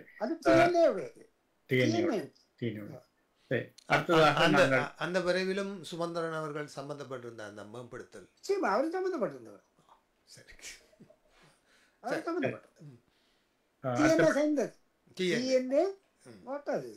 அவரும் சம்பந்தப்பட்டிருந்தவர். சரி, அடுத்தபடியாக நாங்கள் எதிர்வரும் உள்ளூராட்சி தேர்தல் சம்பந்தமாக பேசுவோமானால், மே மாதத்திலே தேர்தல் நடைபெறும் என்ற வகையிலான ஒரு அறிவிப்பு செய்யப்பட்டிருக்கின்றது. அந்த தேர்தல் திணைக்களம் அந்த தேதியை தீர்மானிப்பதற்காக தங்களுடைய கையிலே அதிகாரத்தை எடுத்திருக்கின்றது. இந்த வகையிலே பார்க்கும் பொழுது உங்களுடைய கருத்தானது தமிழ் தேசிய கட்சிகள் எல்லோரும் ஒரு ஒற்றுமையாக தேர்தலை கேட்க வேண்டும் என்ற விதமான கருத்தை நீங்கள் தெரிவித்திருக்கிறீர்கள். அதே வேளையிலே தமிழிசை கட்சியினுடைய சில பாராளுமன்ற உறுப்பினர்கள், சில தலைவர்கள் ஒரு கருத்து, அதாவது ஸ்ரீநேசன், சுமந்திரன் போன்றவர்களுடைய கருத்தின்படி தனித்தனியாக கேட்டு தேர்தலின் பின்னர் ஒன்றாக சேருவோம் என்ற விதமான கருத்தை சுமந்திரன் ஆரம்ப காலத்திலே தெரிவித்து வருகின்ற, ஸ்ரீநேசனும் தெரிவித்து வந்தார். நேற்று நடந்த ஒரு நிகழ்ச்சியும் கூட அந்த கருத்தை தெரிவித்திருக்கின்றார். இதிலே ரெண்டுக்கும் இடையிலே முரண்பாடு இருக்கின்றதா அல்லது ரெண்டும் ஒன்றுதான்? இல்லை, இப்போ இந்த விஷயத்துல நான் நினைக்கிறேன் சுருக்கமாக ஒரு விஷயத்தை தெளிவு செய்ய, நான் இந்த விடயத்தில் கூட நீங்கள் சொன்ன சரி, நான் அந்த பாரதியாற்ற பாடல் எடுக்க சொல்றேன். நான் 1000 உண்டுங்கள் ஜாதி, அதில் அந்நியர் புகழ் என்ன நீதி, ஒரு தாய் பிறந்தோர் தமிழ் சண்டையிட்டாலும் சகோதரர் என்று கொண்டு ஒரு பாரதியார்ட்ட ஒரு பாட்டு இருக்கு. அதுதான் என்னுடைய அடிப்படையில் இந்த அரசியல் சித்தாந்தத்துக்குள்ள நெடுகவே என்னக்குள்ள இருக்கிற ஒரு விஷயம். நாங்கள் சண்டை பிடிச்சாலும் அடுத்தவன் வந்து கூறக்கூடாதுன்றதுல எனக்கு ஒரு அடிப்படை கொள்கை இருக்கு. இது நீங்க பாத்தீங்கன்னா நான் சார்ந்த இயக்கம் அதான் சொன்னது. தெற்கத்தியான அவன் தேர்தல் அவனை விட்டுக்கோ, நாங்கள் எங்கட பார்ப்போம்னு சொன்னதான் தலைவர் பிரபாகரன் கூடிய ஒரு கோட்பாடாக இருந்தேன். இப்ப நான் என்ன சொன்னேன்டா, சரி அப்படி இருக்கலாம் என்றால் அவர்கள் சொல்ற கருத்தாவையில் சொல்லலான்னு நான் சொல்லல. இந்த களுவாஞ்சிக்குடியில சென்ற முதல் இப்பவும் களுவாஞ்சிக்குடியில ஒரு தீர்மானம் எடுத்தாங்க. எடுத்த தீர்மானத்தில் நான் உண்மையா அவசரப்படாமல் நாங்கள் 2 பிரிவாக பிரிஞ்சு தேர்தலை கேட்டு உண்டாயினால் இந்த சிஸ்டம் இப்ப இருக்கிற 60-40 என்ற அந்த பிஆர் சிஸ்டத்துல ஒரு பாதிப்பு இருக்குது. தனியா நின்று நாங்கள் வெல்ல இயலாது, ஆட்சி பிடிக்க இயலாது. அந்த 40 கொண்டே தூக்கி எறிஞ்சு விடுறோம். 40% அந்த வட்டாரத்தை வெண்டாலும் முழு வட்டாரத்தை வெண்டாலும் நாங்கள் அங்க செய்ய இயலாது. முழு வட்டாரத்தையும் வெண்டா 60% வந்துடும். அது சாத்தியம் இல்லை இந்த சிஸ்டத்துல. ரெசிடியூவல் ரெண்டு போய்க்கு சிலதை விட அப்ப அது முதல் சொன்னதுதான். இப்பவும் அது எப்படியா நாங்கள் இப்ப உண்மையை சொன்னால் சுருக்கமா சொன்னா இந்த ஒற்றுமையை நான் சொன்னதுக்காக நான் தமிழ் தேசிய கூட்டமைப்பில் இருக்கிற கட்சிகளோட நாங்கள் பேச வேணும் வந்து நான் முயற்சி எடுக்கிறேன். அந்த முயற்சி எடுத்து 2 தரம் சித்தார்த்தன் மற்றும் சுரேஷோட கதைச்சினான். 2 தரம் கதைச்சு இப்போ நேற்றைய தினம் செல்லுமடக்கல்லாரோட நான் நேர மன்னாருக்கு போய் பேசி போட்டு வந்திருக்கிறேன். ஆனால் அதுக்கிடையில துரதிருஷ்டவசமாக இவைகள் எல்லாரும் சேர்ந்து அது எனக்கு ஒரு கவலை இருக்கு. அப்போ நான் வெள்ளிக்கிழமை கூட இவருக்கு நான் போய் வடக்கல்லாரோட பேச போறேன்னு என்று சொல்லிக்க கூட சுரேஷோ சித்தார்த்தனோ நாங்கள் இப்படி ஒரு ப்ரொபோசலுக்குள்ள கூட்டம் வைக்கிறோம்னு எனக்கு சொல்லி இருக்கலாம். இருந்தாலும் பரவாயில்லை, நான் போய் அடக்கல்லாண்டு போய் கதைச்சு ஒரு 2ஆம் தேதி 4 மணிக்கு கூட்டம். அதுக்கிடையில இப்ப இவங்களெல்லாம் சேர்ந்து சங்கில கேட்க போறோம்னு தீர்மானிச்சிட்டார்கள். அப்ப என்ன நடக்கின்றால் சுருக்கமா இப்படி ஓப்பனா பார்த்தா நான் தான் ஓடி தெரிஞ்சேன், நல்லா உண்டா பேசுவோம், உங்களோட வீட்டை போய் எல்லாருக்கும் வீடு போனான். நான் தமிழரசு கட்சியில் தாங்க பெரிய கட்சி அந்த பெருமையை பற்றி நான் பேசல, அதை நான் தூக்கி எடுக்கவும் இல்லை. ஆனால் இப்ப என்னடா இருந்தா எங்களை தூக்கி அங்கே தள்ளிவிட்ட மாதிரியான நிலை வந்துட்டு. உலகெல்லாம் தமிழரசு கட்சி தான் உடைச்சது பிரிச்சதுன்றெல்லாம் சொன்னவர்கள். இப்ப நாங்கள் வீடு தேடி போய் ஒற்றுமையாண்டு எல்லாருடைய தலைவர்களோட பேசுற பொழுது அப்படியே ஒன்றும் இல்லாமல் நீங்க கூட்டம் வச்சு சங்கில கேட்கிறேன்னு சொல்றது அப்படி வந்துட்டு. அப்ப இப்ப இந்த கடைசி டெவலப்மெண்டே காலமே நான் சுரேஷ் சொல்லியிருக்கேன். சுரேஷ் சரி பரவாயில்லை, நீங்கள் அந்த முடிவுக்கு வந்திருக்கிறீர்கள், நீங்கள் எங்களை தூக்கி எறிஞ்சிருக்கிறீர்கள், அல்லது தூக்கி எறியாவிட்டாலும் எங்களுக்கு தள்ளி விட்டுட்டீர்கள் தான் நான் சொல்லுவேன். நான் ஒற்றுமைக்கு தான் நான் வந்தேன். வரலாற்ற கதையாக பழசுகள் எல்லாம் இருக்கலாம், குறைபாடுகள் இருக்கலாம். இப்ப நான் அணிகிறேன் உங்கள்கிட்ட போயிட்டு சுரேஷன் போயிட்டு வந்தவர், சுரேஷ் வந்தனோட கதைச்சவர், அவர் வந்து கதைச்சவர். நான் வீட்டை போனேன், அவர்கிட்ட வீட்டை போனேன், சித்தார்த்தன் வீட்டையும் 2 தரம் போனேன். அதான் வெள்ளிக்கிழமை கூட நான் சொல்லியிருக்கேன், எனக்கு சொல்லலை இப்படி கூட்டம். அப்ப 9 கட்சி 7 கட்சி கூட்டுறீங்கள் எனக்கு அழைச்சிருக்கலாம் தானே, எங்களுக்கு அழைப்பும் முடியல. இப்போ எங்க நாங்கள் தீர்மானிச்சிருக்கோம். அப்ப இன்றைக்கு சுரேஷ் கேட்டார், நீங்கள் எங்களோட வந்து சேர்ற சாத்தியப்பாடு இருக்காது. நாங்கள் நிச்சயமாக இல்லை, நீங்கள் வரக்கூடிய வாய்ப்பு இல்லை. அது மற்றவர்கள் சொல்றாரு இல்லையோ, நானே எடுத்துக்கொள்ள மாட்டேன், நான் வழியா நாங்கள் வருகிறார். ஆனால் இப்ப சொல்லியிருக்கேன். இப்போ உண்மையாக 2 A டீம் B டீம் கேட்டுத்தான் ஆட்சி அமைக்கலாம் என்ற ஒரு நிலைப்பாடு இருக்கு. இப்ப நான் கேட்டிருக்கேன், இப்ப சுரேஷுக்கு தான் சொல்லியிருக்கேன், அவர் தான் எனக்கு கதைக்கிறவர், லீடர் தானே ஒரு கட்சி, இந்த தலைவர் என்னுடைய கதைச்சவர். அதனால நாங்கள் இப்ப சரி நீங்கள் உங்களுடைய இலக்குகள் தான் நாங்கள் உங்களுடைய கட்சியில கேட்போம், வெண்டா பிறகு நாங்கள் உண்டாக ஆட்சி அமைக்கக்கூடிய சூழ்நிலை உருவாக்கலாம். அதுக்கான ஒரு உடன்பாட்டை தேர்தலுக்கு முன்னால் நாங்கள் செய்ய வேணும். இப்போ இந்த பின்னால போய்க்கு உங்களுக்கு தெரியும், எங்கட மக்கள்ல வந்து இன்றைக்கு அரசாங்கங்கள் மற்றவர்கள் வசதிகள் காசுகள் எல்லாமே பிளங்குது, மாற்றங்கள் வரலாம். வெண்டா பிறகு மாற்றங்கள் பாரதூரமாக நடக்கும், வாங்குற விற்கிற வேலைகளும் நடக்கும், இது நடக்காததில்லை.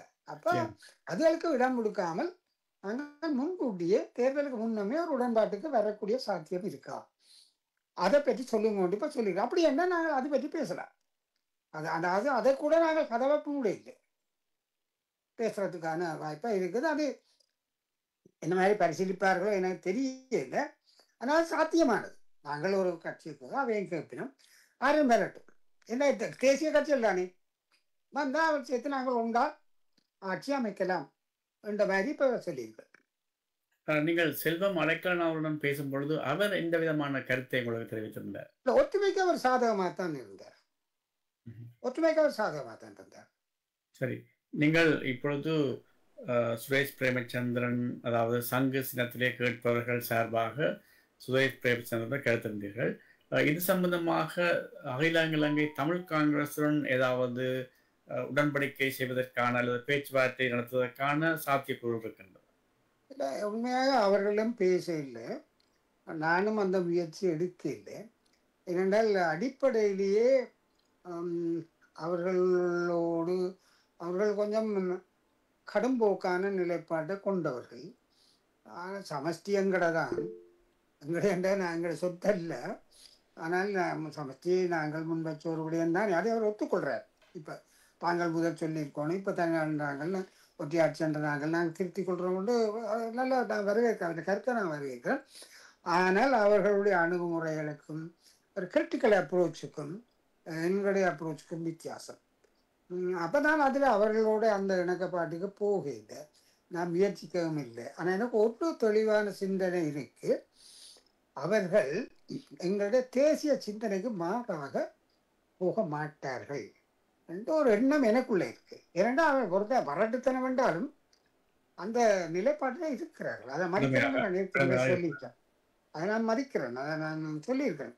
ஆகவே அவர்களோட பேசலை. இப்போ உதாரணத்துக்கு டக்ளஸில் வளர்ந்த அவர்களை கூட நான் ஒரு ஃபங்க்ஷனில் கண்ட பொழுது நான் சொன்னான், இதுதான் நாங்கள் எல்லாருமே எங்களுக்குள்ளே அடிபட்டு இங்கே அடிபட வேலிக்குள்ளே ஒரு பொட்டை வச்சு அந்த பொட்டுக்குள்ளாலே அவன் வந்து இன்றைக்கு சிங்கள கட்சிகள் எங்கள்ட 3 2 போட்டு முடிஞ்சுது.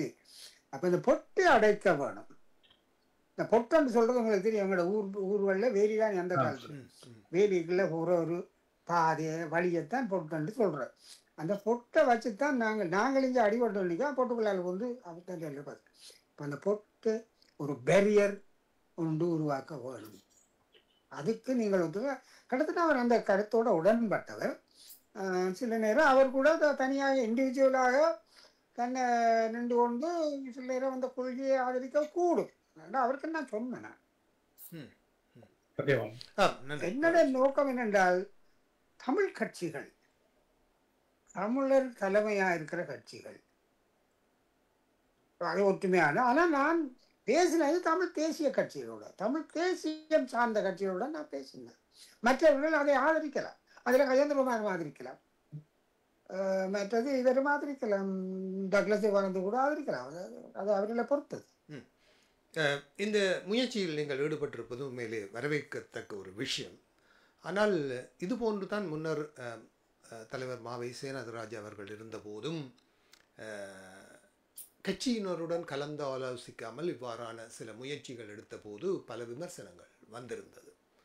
அவரும் தொடர்ச்சியாக இந்த தமிழ் தேசிய கூட்டமைப்பிலிருந்து ஏனைய கட்சிகள் பிரிந்து சென்ற காலங்களிலும் அவர்களுடன் சென்று பேச்சுவார்த்தைகள் தொடர்பாக பேசிய போது தமிழரசு கட்சிக்குள் சலசலப்புகள் இருந்ததை எல்லோரும் அறிவோம்.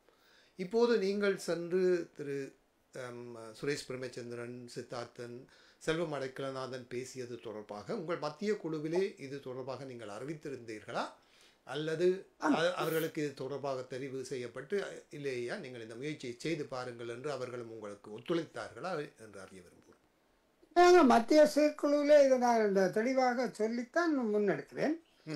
குறிப்பாக சுமந்திரன் அவர்களுக்கு கூட நான் சொன்னேன், சுமந்திரன் இப்போ கிரவுண்ட் அரேஞ்ச்மெண்ட்டு நானும் அவர்களோட செய்து லீடர்ஸோட செய்து பேர்ந்து நாங்கள் கூட்டாக எங்களில் இருந்த ஒரு ஆட்கள், அதை ஏற்கனவே தெரிவு செய்யப்பட்ட ஒரு அமைப்பு இருக்கு, மற்றவர்களும் தங்களுடைய பிரதிநிதிகளோடு சேர்ந்து ஒரு காமன் அண்டர்ஸ்டாண்டிங்கு வரலாம் என்று சுதந்திரத்தை சொல்லித்தான் இதை நாங்கள் செய்கிறோம்.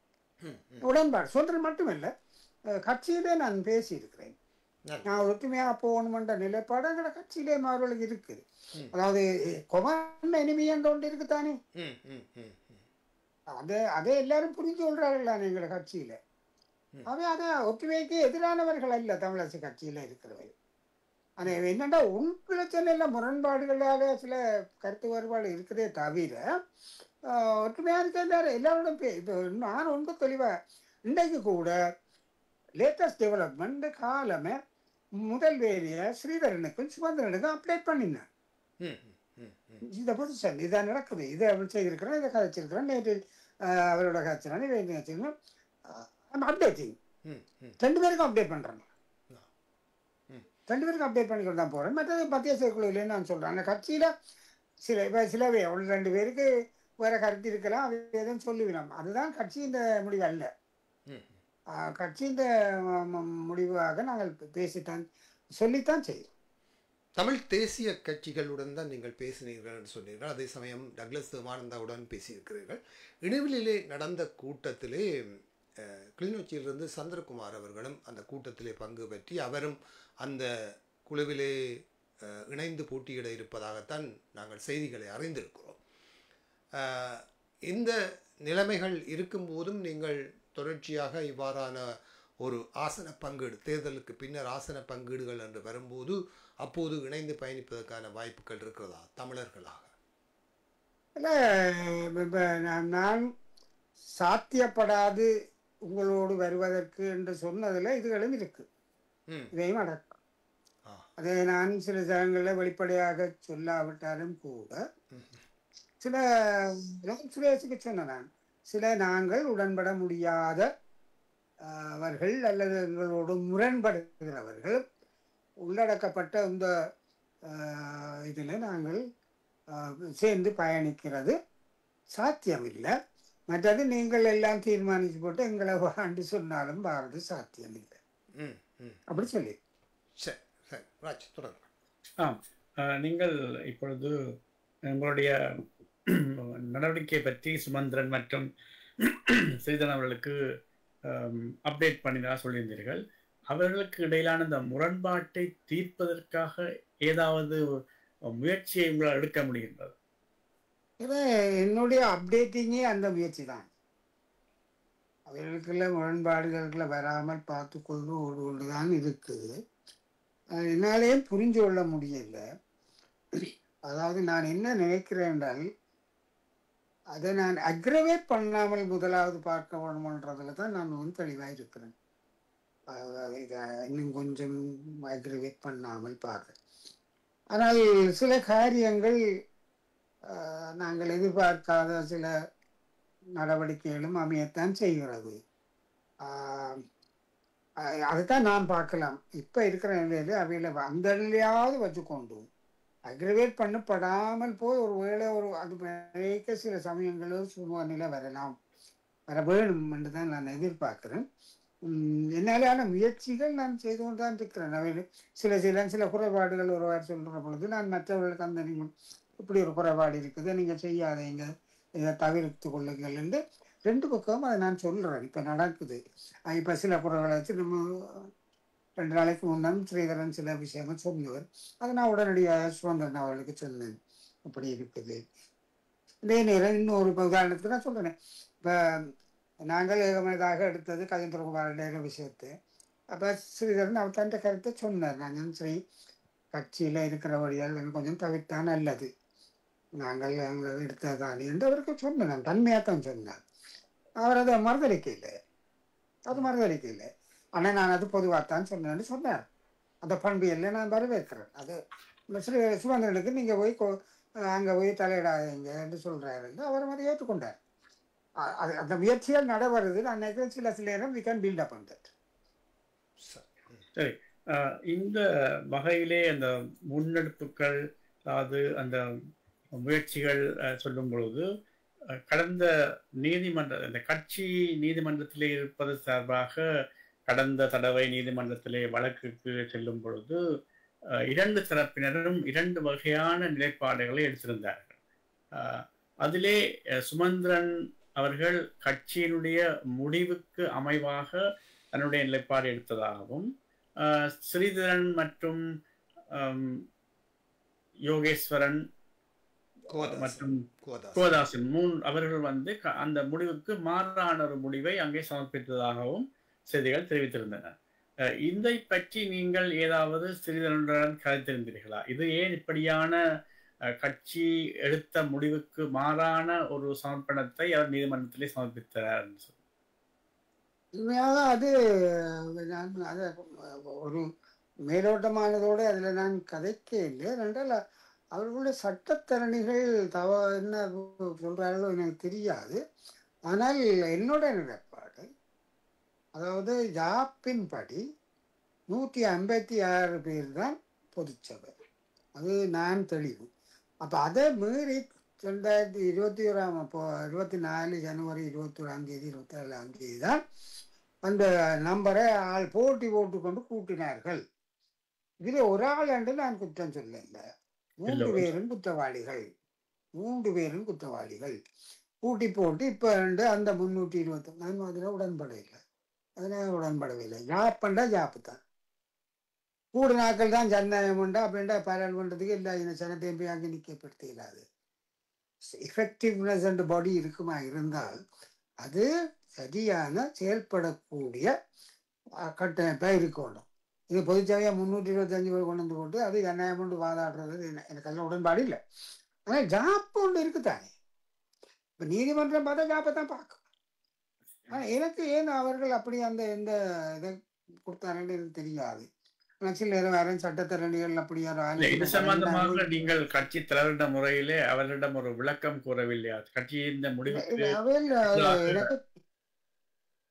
எனக்கு அந்த பிரதி போட்டு இருந்தவர், அதனால் அவருக்கு தெரியும் நான் ஒரு நிலப்பாட்டில் இருக்கிறேன். அப்போ அதே இப்போ நான் என்ன சொல்ல வர்றேன்டா, நீங்கள் இப்படி என்றால் நாங்கள் நிலப்பாடுகள் 2 பக்கம் இருந்தால் கடைசியாக இது நீதிமன்ற தீர்ப்புக்கு தான் விட வேண்டி வரும், காம்ப்ரமைஸுக்கு வராது, செட்டில்மெண்ட்டுக்கு வராது. இல்லை, செட்டில்மெண்ட் இதில் முக்கியமான ஒரு அம்சம் இருக்கு. இந்த கோர் இஷ்யூ 156 தான். அதை மீறி தேர்தல் நடந்தாதான் கேசி. நான் 321 போனா அவன் உடன்படுவானோ? அப்ப 6 இதுல சம்பந்தம். Settlement is between whom? Settlement முறைப்பாட்டாளர்களுக்கும் எதிராளிகளுக்கும். இப்ப எதிராளிகளே நாங்கள் பிரிஞ்சு கொண்டு நின்றா செட்டில்மெண்ட் எப்படி வரும்? செட்டில்மெண்ட் வர்றது கஷ்டம், நான் நிற்கிறேன்.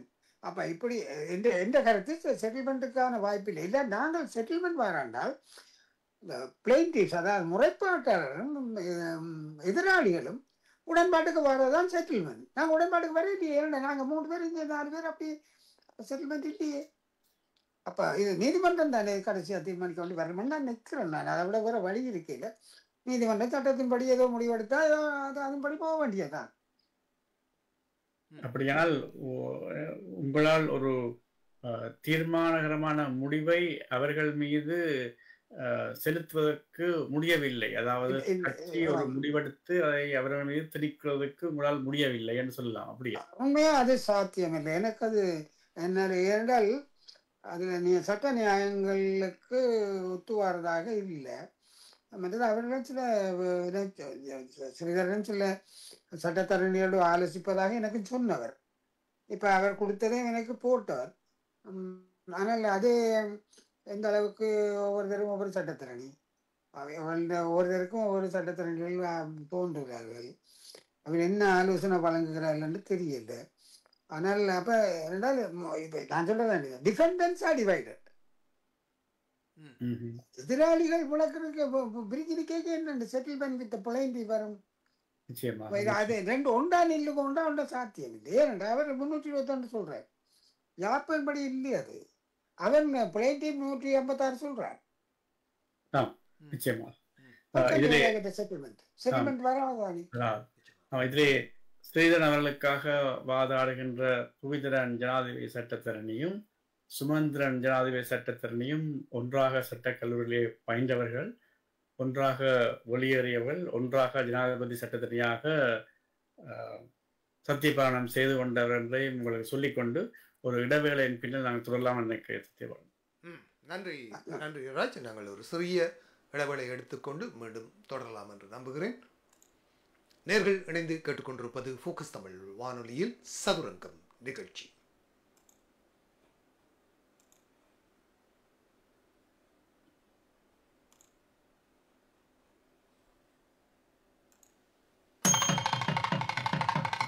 மெல்பர்னில் மீண்டும் கம்பன் விழா எதிர்வரும் மார்ச் மாதம் 8ஆம் தேதி சனிக்கிழமை மற்றும் 9ஆம் தேதி ஞாயிற்றுக்கிழமை தினமும் மாலை 5 மணி முதல் இலக்கம் 16-18 கிங்ஸ்லி க்ளோஸ் ரோவிலில் அமைந்துள்ள ஆஸ்திரேலியன் இந்தியன் கம்யூனிட்டி சென்டரில் அரங்கேறுகிறது. ஆஸ்திரேலிய கம்பன் கழக மெல்பர்ன் வளாகம் பெருமையுடன் வழங்கும் கம்பன் விழா 2025 முற்றிலும் இலவசமாக நடைபெறும் கம்பன் விழாவில் உலக புகழ்பெற்ற இலக்கிய பேச்சாளர்கள் கம்பபாரதி, இலங்கை ஜெயராஜ், சொல்லின் செல்வன், ஃபர்வின் சுல்தானா ஆகியோரோடு பாண்டிச்சேரி கம்பன் கழக செயலாளரும் முன்னாள் சட்டப்பேரவை தலைவருமான திரு வே. போ. சிவக்கொழுந்து மற்றும் மலேசிய அரசின் முன்னாள் அமைச்சரும் தற்போதைய பாராளுமன்ற உறுப்பினருமான டாக்டர் எம். சரவணன் அவர்களும் கலந்து சிறப்பிக்க இருக்கின்றார்கள். பட்டிமண்டபம், வழக்காடு மன்றம், இலக்கிய ஆணைக்குழு, இளையோர் அரங்கம் முதலான பல்சுவை நிகழ்ச்சிகள் உங்கள் செவிக்கும் சிந்தைக்கும் விருந்தாக இருக்கின்றன. மெல்பர்ன் வாழ் தமிழ் இலக்கிய ஆர்வலர்கள் அனைவரையும் தவறாது கலந்து கொண்டு அன்னை தமிழின் அமுதச் சுவை பருகுமாறு அன்போடு வேண்டுகின்றோம். 2 நாட்கள் கம்பன் விழாவிற்கு முன்னோடியாக ஞான வேள்வி எனும் நிகழ்ச்சி மார்ச் மாதம் 5ஆம் தேதி புதன்கிழமை மற்றும் 6ஆம் தேதி வியாழக்கிழமை ஆகிய தினங்களில் மாலை 6:30 முதல் இலக்கம் 16-18 கிங்ஸ்லி க்ளோஸ் ரோவிலில் அமைந்துள்ள ஆஸ்திரேலியன் இந்தியன் கம்யூனிட்டி சென்டரில் நடைபெற இருக்கிறது. இந்த 2 நாட்களிலும் கம்பபாரதி, இலங்கை ஜெயராஜ் அவர்களின் கம்பராமாயணம் தவிர்ந்த ஏனைய இலக்கியங்களில் சுமார் 1 மணி நேர தனியுரைகள் இடம்பெறுகின்றன. இந்த நிகழ்ச்சிக்கான அனுமதி ஒரு நாளுக்கு தனிநபர் ஒருவருக்கு $20, 2 நாட்களுக்கான அனுமதி தனிநபர் ஒருவருக்கு $35 அறவிடப்பட இருக்கின்றன. அரிதாக கிடைக்கும் இவ்வாய்ப்பினை மெல்பர்ன் வாழ் தமிழ் இலக்கிய ஆர்வலர்கள் தவறாது பயன்படுத்த வேண்டுகிறோம். நீங்கள் வழங்கும் சிறிய பங்களிப்பு தொடர்ச்சியான எமது முயற்சிகளுக்கு பெரும் உறுதுணையாகும் என்பதை மறவாதீர்கள். அனுமதி சீட்டுகளுக்கும் மேலதிக விவரங்களுக்கும் அழையுங்கள். குமாரதாசன் 0411846320, கஜானந்தா 0411064201, பரணிதரன் 0423417224. கம்பன் புகழ் பாடி கன்னி தமிழ் வளர்ப்போம்.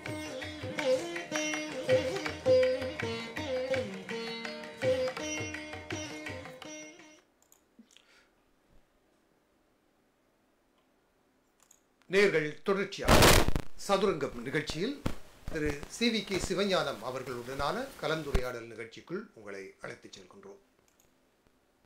நன்றி சத்யபாலன். நாங்கள் 2ஆம் பகுதிக்கு நுழைவோம். இதிலே கடந்த பாராளுமன்ற தேர்தலிலே தமிழிசை கட்சியினுடைய செயற்பாடுகள், அதனுடைய பெறுபேறுகள் உங்களுக்கு திருப்தி அளிக்கின்றதா? இல்லை, நிச்சயமாக இல்லை.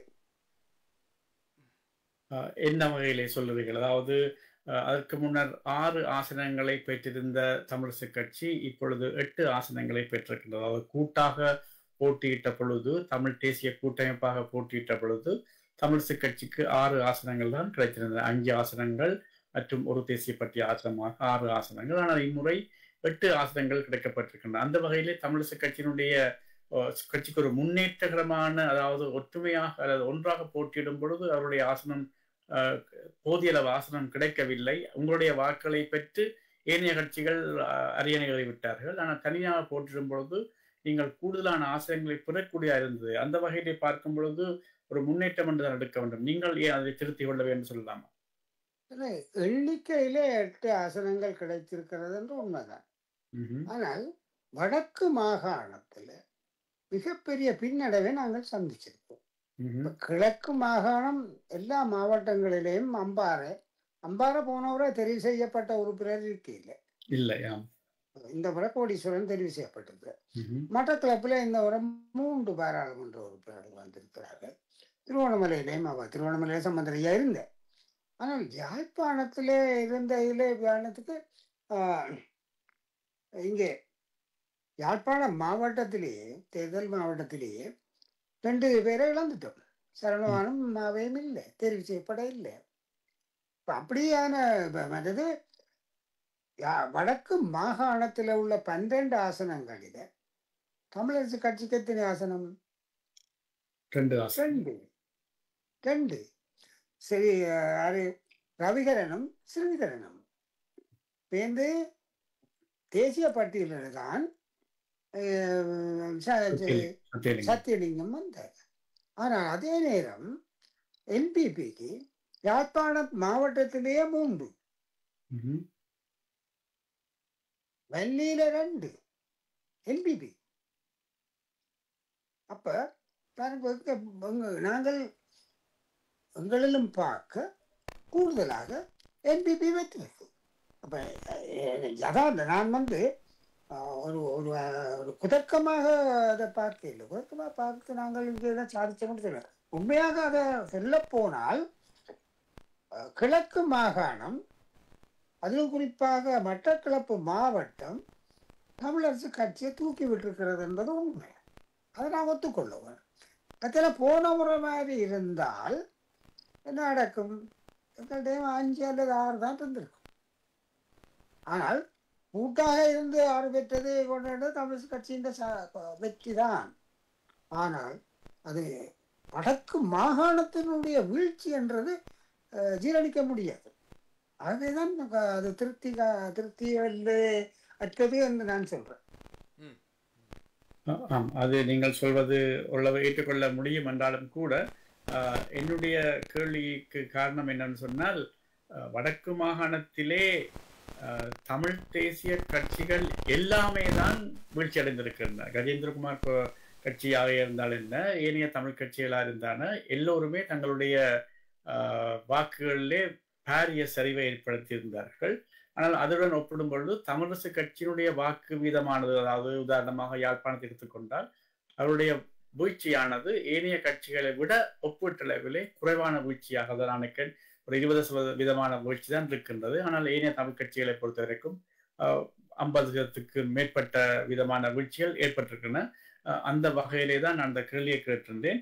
அடுத்தபடியாக இந்த தேர்தலுடைய முடிவை வைத்துக்கொண்டு தமிழரசு கட்சி வைத்துக்கொண்டுதான் தமிழரசு கட்சி எதிர்வரும் உள்ளூராட்சி தேர்தலிலே தலைமை கட்சியாக நீங்கள் இருக்க வேண்டும் என்று உங்களுடைய கோரிக்கையை முன்வைப்பதாக ஏனைய கட்சிகள், அதாவது சங்கு சின்னத்திலே போட்டியிருக்கிற கட்சிகள் கருதுகின்றன. அதை நீங்கள் எப்படி பார்க்கிறீர்கள்? நீங்கள் சொன்னது சரி. இப்ப என்னென்றால் ஒரு விஷயம் இங்கே நான் சொல்ல வேணும். நாங்கள் சரியாக நீங்க பார்த்தீங்கன்னா வடக்கு மாகாணத்துல குறிப்பாக நான் ஏற்கனவே சொன்ன மாதிரி எங்களுக்குள்ளே அடிபட்டதே தவிர ஒருவருமே எல்லா கட்சிகளும் எங்களையும் சேர்த்துத்தான் நாங்கள் தெற்கத்திய கட்சிகளோட முரண்படாமல் இல்லை, குறைபடாமல் இல்லை, பேசாமல் இல்லை, விமர்சிக்க இல்லை. நாங்கள் எங்களுக்குள்ள உங்களுடைய அடிபட்டு கொண்டிருக்க அவையில் வந்ததால தான் அவங்க அதிகரித்த வாக்கள் எடுக்கக்கூடிய சூழ்நிலை உருவாகுது. ஆனா எல்லாருக்கும் பின்னடைவு தான். ஏன் நீங்க சண்டை பிடியுங்கோ, உங்களுக்குள்ள ஒற்றுமை இல்லை, அப்ப நாங்க அவனுக்கு கீறி விடுறோம்ட்டு கீறி விட மக்கள் சரியான ஒரு பாடத்தை படித்து கொண்டார்கள். ஆனால் மக்களும் வேற வழி இருக்கே இல்லையா அந்த மக்களை ஆனால் என்னென்றா நாங்கள் தமிழன் என்ற நாட்டுக்கு கம்மன்களை கம்மன்களத்துல கூட நான் சொன்னேன். ஒரு காலத்துல தமிழன் என்று 44ஆம் ஆண்டுல இருந்து தமிழன் என்று சொல்லடா தலை நிமிர்ந்து நில்லடான்னு சொன்ன ஸ்லோகன் நானும் கத்தி இருக்கிறேன் அந்த காலத்துல. இன்றைக்கு நாங்கள் என்ன சொல்றோம்? தமிழன் என்று சொல்லடா தலை குனிஞ்சு நில்லடான்னு தானே சொல்றோம். அதானே நிக்குது, அதானே யதார்த்தம். அப்ப அதை மக்கள் இன்றைக்காவது புரிஞ்சு கொள்ள வேணும், புரிஞ்சு கொள்வார்கள் நான் நினைக்கிறேன். ஆக அந்த தமிழரசு கட்சி அதிலே பின்னடைவு ஒவ்வொரு ரீதியிலும் எங்களோட பின்னடைவு குறைவாக இருந்தாலும் கூட பின்னடைவு தான். இப்ப அதுல இருந்து நாங்கள் ஒரு பாடம் படிப்பிச்சு முன்னேற வேணும். அது மக்களுக்கும் ஒரு சரி. நீங்கள் கோவிச்சாலும் அந்நியன் வந்து போல என்ன நீதி என்றது பார்க்கத்தானே வேணும். அது மக்கள் பார்க்க வேணும் கட்டாயம். எங்கள பிள்ளை இருக்குது, சரி, எல்லாருலேயும் பிள்ளை இருக்குது. ஆனால் நீங்கள் சண்டை குடிச்சாலும் ஒரு தாய் பிறந்தவர்கள் சண்டையிட்டாலும் தமிழ் சண்டையிட்டாலும் சகோதரர் என்றோடு பாரதியார் சொல்றாங்க. பாரதியார் தான் சொல்றாரு. அதை மக்கள் இப்போ புரிஞ்சு கொள்ளணும். அதாவது அடிபட்டுட்டியால் சரி பரவாயில்லை, இனியாவது இருக்கு. இப்போ நான் இப்போ கடைசியாக தான் சொல்கிறேன். அதுக்காகத்தான் நான் எழுதிச்சேன்னா ஓகே நீங்கள் ஒரு பி டீமாக இருக்கோம், நாங்கள் ஒரு ஏ டீமாக இருக்கோம், முன்னுக்கே உடன்பாட்டில் வந்து நாங்கள் ஆட்சி அமைக்கக்கூடிய சூழலை உருவாக்க வேண்டும் சொன்னதுக்கு ஒரே ஒரு காரணம் அதுதான். அந்த காரணத்தை வச்சு தான் நான் இதை இந்த ப்ரொப்போசலை முன்வைக்கணும். பின்னடைவு இருக்கு. பின்னடைவில் இந்த பாடம் கற்பிக்கத்தானே வேணும், நான் படிக்க வேணும். மக்களும் ஓரளவுக்கு நான் சில பேரோட கதைக்கிற பொழுது மக்களும் சில நேரம் இது போலதான் என்று நினைக்கிற ஒரு கருத்தும் இருக்குதுன்னு நினைக்கிற உள்ளூராட்சியிலேயாவது சீர் செய்வார்கள் என்று நான் எதிர்பார்க்கிறேன். இந்த வாக்கு வீழ்ச்சியின் காரணமாகத்தான் கஜேந்திரகுமார் அவர்கள் உங்கள் கட்சியை நாடி, அதாவது தான் ஒரு முதன்மை கட்சியாக இந்த ஒற்றுமை முயற்சியை எடுப்பதன் மூலம் மக்கள் மத்தியிலே ஏற்கனவே மக்களால் குற்றஞ்சாட்டப்பட்டு கொண்டிருந்த இலங்கை அகில இலங்கை தமிழ் காங்கிரஸ், அதாவது எந்த கட்சியிலும் சேர்ந்து போவதற்கு தயாராக இல்லாத ஒரு குற்றச்சாட்டை சுமத்தப்பட்டு கொண்டிருந்த அந்த கட்சி உங்களை நாடி வந்திருக்கின்றது என்று எதிர்பார்த்துக் கொள்ளலாம். அந்த வகையிலே அவருடைய கட்சியை மிகவும் கூடுதலான வாக்குச்சரிவை ஏற்படுத்தி இருக்கின்றது. அப்படி பார்க்கும் பொழுது உங்களோட கட்சியிலிருந்து விலகி இன்னொரு கட்சி ஒரு சுயேட்சை குழுவாக போட்டியிட்டவர்கள் மீண்டும் உங்கள் கட்சியில் வந்து சேர்வதற்கான வாய்ப்புகள் இருக்கின்றது. இல்ல, போட்டியிட்டவர்கள் உண்மையாக ஒன்றுதான் சொல்லுவது. நீங்கள் பார்த்த அந்த 18 பேரும் கையெழுத்து வச்ச ஆவணம் வந்து டிசம்பர்ல 28ஆம் தேதிக்கு முன்னம் வச்ச ஆவணம். அது அவருடைய மரணம் சந்திச்சது ஜனவரி 28 அல்லது 29 ஒரு மாதத்துக்கு முன்னுக்கு போட்டு அவர்கிட்ட நேரடியாகவே சைந்தனால கை கொடுக்கப்பட்டது. அதே நேரம் நேரடியாக மத்திய செயற்குழுவில் சமர்ப்பிக்கப்பட்டது. அப்ப அந்த ஒரு மாத ஆவணம்தான் அவரை மனம் பாதிக்கப்பட்டது என்று சொல்றது என்ன அளவு நியாயம் என்று எனக்கு தெரியல. மறுபடியால் மற்றபடி இன்னொன்று நடந்தது. நானும் சத்தியலிங்கம் அவர்களும் 26ஆம் தேதி அவரை பார்க்க போனாங்க. அவர் சத்தியலிங்கம் ஒரு வைத்தியர். அவர் எனக்கு சொன்னார், அண்ணன் என்ன புதுசாக தெரிவு செய்யப்பட்ட பிறகு பாராளுமன்றத்துக்கு தெரிவு செய்யப்பட்ட பிறகு இந்திய துணை தூதரெல்லாம் அவர் அழைச்சிருந்து சந்திக்கிறேன். அதே நேரம் அவர் அன்றைக்கு 26ஆம் தேதி இந்திய ரிப்பப்ளிகன் டே குடியரசு தினத்துக்கு அவரை அழைச்சது. அவர் வாழணும். அப்போ சொன்னார், வாங்கும்போது மாவி அண்ணன் வாக்கர்லேருந்து நடக்கலாம்னு நினைக்கிறாங்க. இப்போ பார்க்க போகிறோம். அப்போ நான் வயல் வருஷம் ஜாயின் பண்ணி நாங்கள் பார்க்கணும்னு பார்த்துட்டோம். நாங்கள் போனாங்கள் சத்தியலிங்கம் சொல்லியிருக்கேன், நானும் சொல்லியிருக்கேன். அங்கே மாவியில் பெருசில நன்மை குணங்களுக்கு நான் போகணுன்னு அவர் போய் கதைச்சு, நாங்கள் அரசியலே கதைக்கல, அவருடைய ஹெல்த்தை பற்றித்தான் அவர் ஒரு வைத்தியர் என்று கதைச்சிட்டு அவருடைய துணைவியார் அவர்கள் ஒரு நல்ல உணவுக்கு போனாங்க. நாங்கள்லாம் கொலைக்கு